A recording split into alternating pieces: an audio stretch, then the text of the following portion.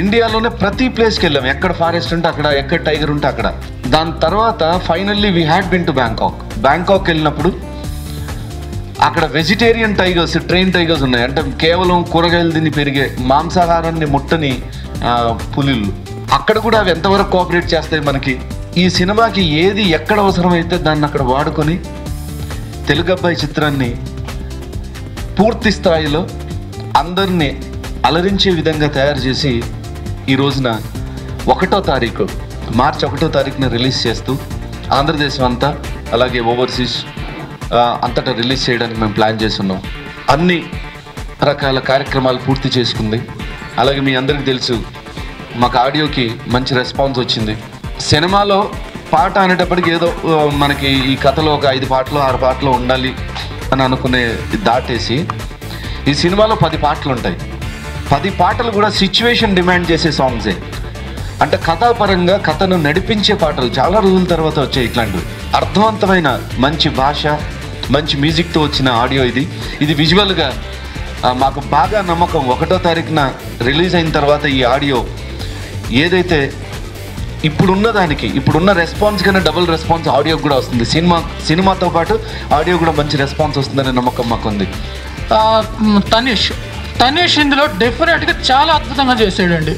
ఎందుకు అని అంటే అసలు మొత్తం ఒక నవరసాలు పండించే ఒక ఎమోషన్ క్యారెక్టర్స్ ఎట్లా చేశాడో అట్లాగే డ్యాన్స్ అనేది అల్టిమేట్. అతను ఇంత డ్యాన్స్ టాలెంట్ అనేది ఉంది అనేది మీరు ఈ మూవీ చూస్తే తెలుసుకుంటారు. అంత టాలెంటెడ్ తనీష్. అట్లాగే తనీష్తో పాటు తష కౌశిక్ ఒక గ్లామర్ రోల్లోనే, ఒక గ్లామరే కాకుండా ఇందులోని ఉండి పెర్ఫార్మెన్స్ని కూడా ఎంత చక్కగా చేసిందంటే అమ్మాయి అసలు అక్కడ జరుగుతున్న తెలుగు వాళ్ళ మధ్య కథ అనుకున్నప్పుడు ఒక తెలుగు అమ్మాయిగా ఎట్లా ప్రజెంట్ చేస్తాం అనుకునే కొంచెం చిన్న భయం ఉంది. బట్ ఏంటంటే ఆ తెలుగుదనాన్ని గ్లామర్ డ్రెస్లు కూడా ఇచ్చేస్తూ అసలు చాలా బాగా చేసిందండి తషు. అట్లాగే ఇందులోని మెయిన్ లీడ్ ఇన్ నెగిటివ్ ఎవరంటే మన లోహిత్ గారు చేశారండి. నెగిటివ్ రోల్ అనేది పంచ్ డైలాగులతోనో ఒక ఎమోషన్ డైలాగ్స్తో గట్టిగా అరుచుకుంటూ ఎవరైనా ఎంతైనా చేయొచ్చు.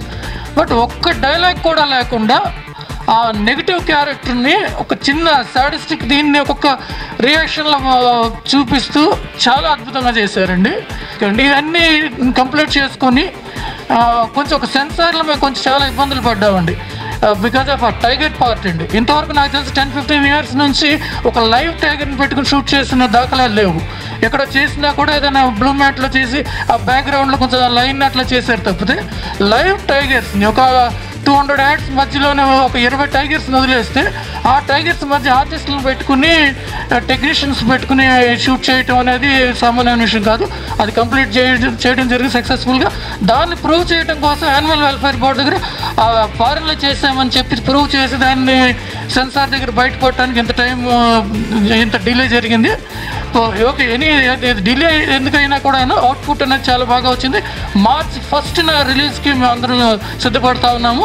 ఖచ్చితంగా అందరిని అలరిస్తుందని ధైర్యంగా చెప్పగలుగుతున్నాను. Thank you very much. Rajshri Telugu నుండి ఈ రిపోర్ట్ అందిస్తున్నది కెమెరా పర్సన్ రాధాకృష్ణతో శ్రావణ్ జాయ్.